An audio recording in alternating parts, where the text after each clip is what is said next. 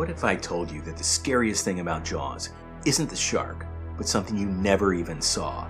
And that's exactly what made it a masterpiece. Spielberg didn't just craft a creature feature, he accidentally wrote the playbook on modern suspense. And it all happened because the damn shark broke.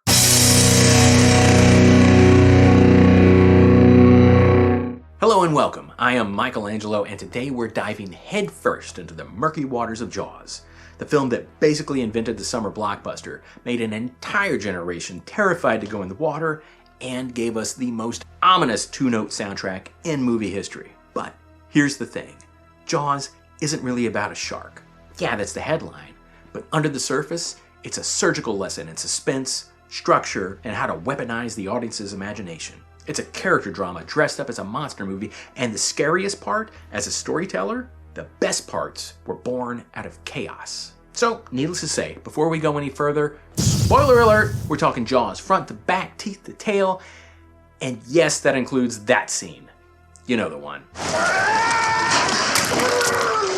Now let's peel this thing back like Hooper gutting the wrong shark, because inside this bloody beast is pure writing gold. Here's the deal. Bruce, the giant mechanical shark, was a diva. Spielberg could barely get the damn thing to work. It broke, it sank, it cost the production months. But instead of sinking the movie, that mechanical mishap may have just saved it. Because when the shark stopped showing up, the writing had to. The film had to build terror through implication, not spectacle. We see a swimmer vanish. A kid's raft gets dragged under. A leg drops to the bottom. No monster, just aftermath. That's suspense. It's not about the thing that happens. It's the dread that it might. The music becomes the teeth. Williams' two-note score doesn't just suggest danger, it is the danger. I am the danger. It tells us the shark is coming long before we ever see it. Think about the estuary scene. The prank fin, fake out. Then bam! Blood, panic, chaos, screaming. But the shark itself, still hidden, still terrifying. And that, my friends, is the Hitchcock rule. Show the audience the bomb under the table, and let them sweat. In this case, the bomb is underwater, and it has teeth. Lots of them. So if we barely see the shark for over an hour, what the hell are we watching? We're watching people.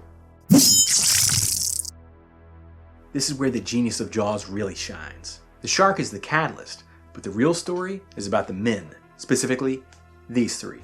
Brody, landlocked police chief, afraid of the water, desperate to protect his town and family. He's all instinct and heart, the moral compass. Hooper, the brains. He's smart, he's rich, a bit smug.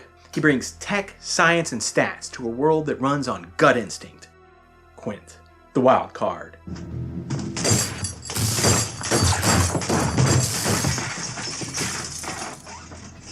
Excuse me, Chief. He's a salt-crusted ghost of the sea dragging World War II trauma behind him like chum in the water. These guys aren't just chasing a shark, they're fighting each other over methods, values, survival. The shark might kill you, but these three might kill each other first. Back on land, Brody's stuck fighting small-town bureaucracy. Mayor Vaughn's the real villain for most of Act 1, although credit where credit is due, he is rocking that killer suit with those anchors on it. Iconic. Kinda like this shirt, which is an original design. If you dig the vibe, you can get yours by clicking the link below.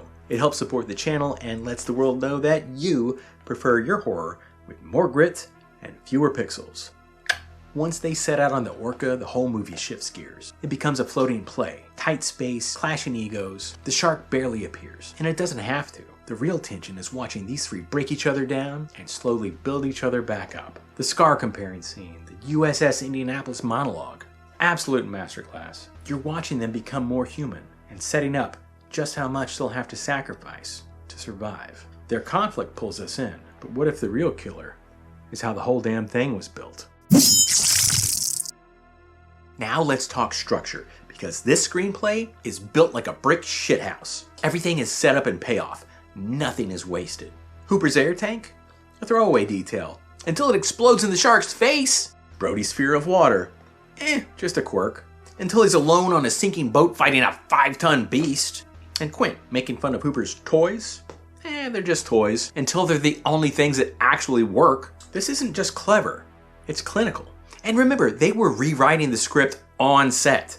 Carl Gottlieb was literally hammering out scenes the night before filming. And still they managed to nail the 3-act structure. Act 1, something's wrong in Amity. The town's in denial. Brody's trying to sound the alarm. Act 2, the hunt. 3 men, 1 boat. The true nature of the threat and themselves begins to surface. Act 3, Quint gets a brutal send-off. You know, that scene.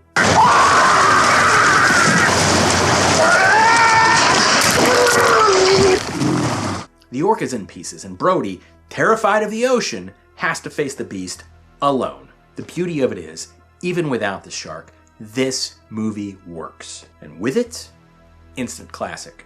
Jaws laid the bones for the modern blockbuster, but it also raised the bar for character-driven suspense. And if you're not paying attention, you just might miss how tightly built it really is.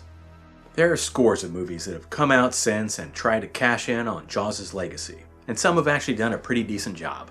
But the others, even its own sequels, didn't understand the assignment. It's not about the shock, it's the terror. Yeah, seeing a shark face to face is horrifying. We get that. But you know what's truly terrifying? Knowing it's out there somewhere and could strike at any second. You know, that was the time I was most frightened, waiting for my turn. Lovecraft's fear of the unknown. Understanding that, even if it was the result of damage control, is what set Jaws apart. It's what made it a classic. Jaws should have been a disaster. Broken animatronic, a half-finished script, way over schedule. And yet, what we got was lightning in a bottle. A film that made fear fun and made writing the real monster. Jaws teaches us this. Less is more. Characters are king. And structure isn't just a good idea. It's the difference between a good movie and a fucking classic. That's the reason why we're still quoting Brody 50 years later. You're gonna need a bigger boat. Because good storytelling doesn't sink. It sails on in our imaginations. Alright, story nerds, your turn. What movie do you think has the tightest script ever written? Like, pound for pound, no wasted scenes, no filler, just pure storytelling muscle. Whack it down in the comments. I'm always looking for new gems. And hey, if you want to go deeper down the storytelling rabbit hole, check out the new Patreon. Free and paid members both get special access, and there's a new community chat. We can discuss ideas, dissect films, probably quote Star Wars way too much. The link's below. And if you enjoyed this video, don't sleep on this one here, which is all about writing villains that'll haunt your audience long after the credits roll. See you next time.